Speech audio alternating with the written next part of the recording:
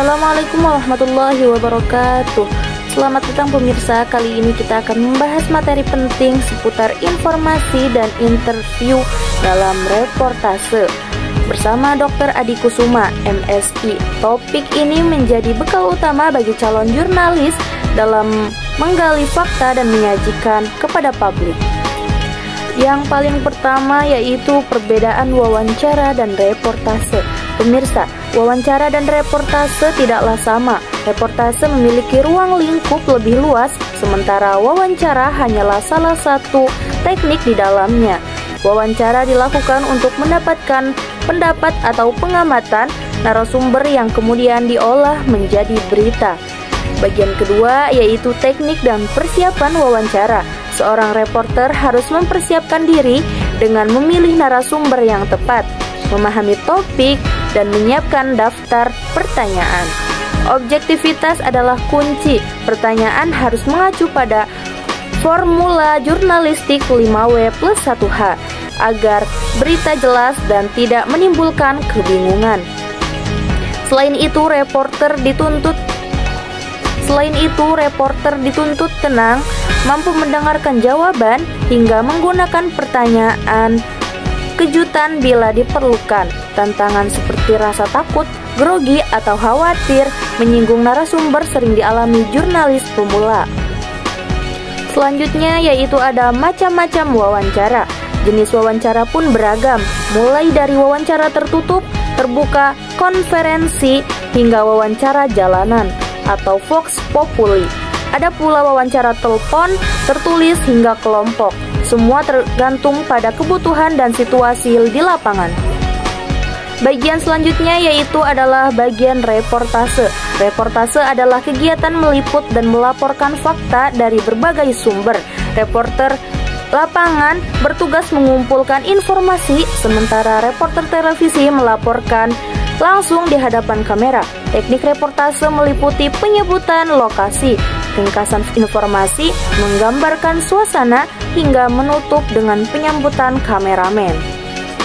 Bagian 5 yaitu adalah jenis informasi dan berita. Dalam dunia jurnalistik, informasi dibagi menjadi berita murni, editorial, entertainment, hingga press release.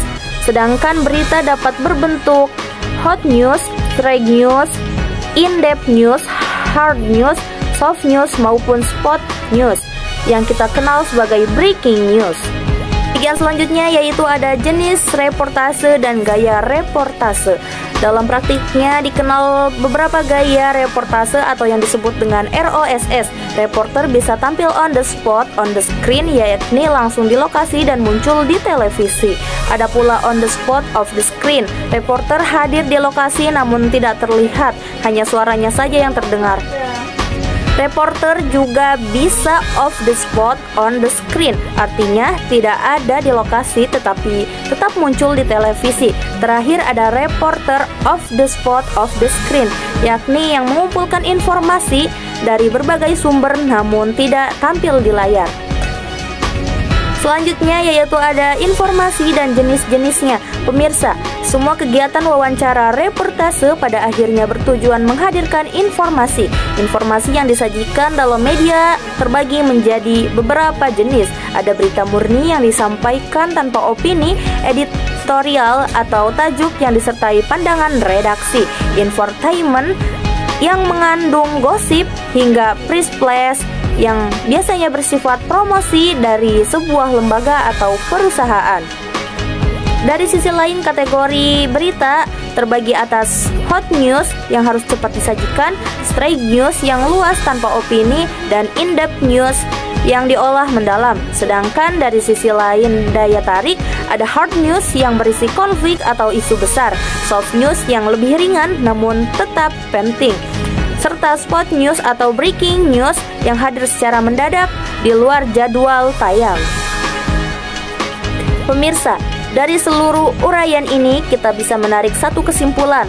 Wawancara, reportase, dan informasi adalah 3 elemen yang saling berkaitan erat dalam dunia jurnalistik.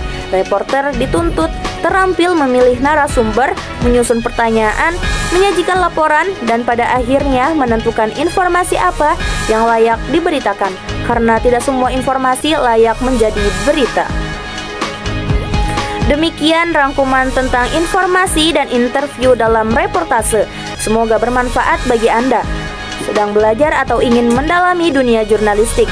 Saya Dede Fatihatul Makia, akhiri laporan ini. Terima kasih atas perhatian Anda dan sampai jumpa pada kesempatan berikutnya. Wassalamualaikum warahmatullahi wabarakatuh.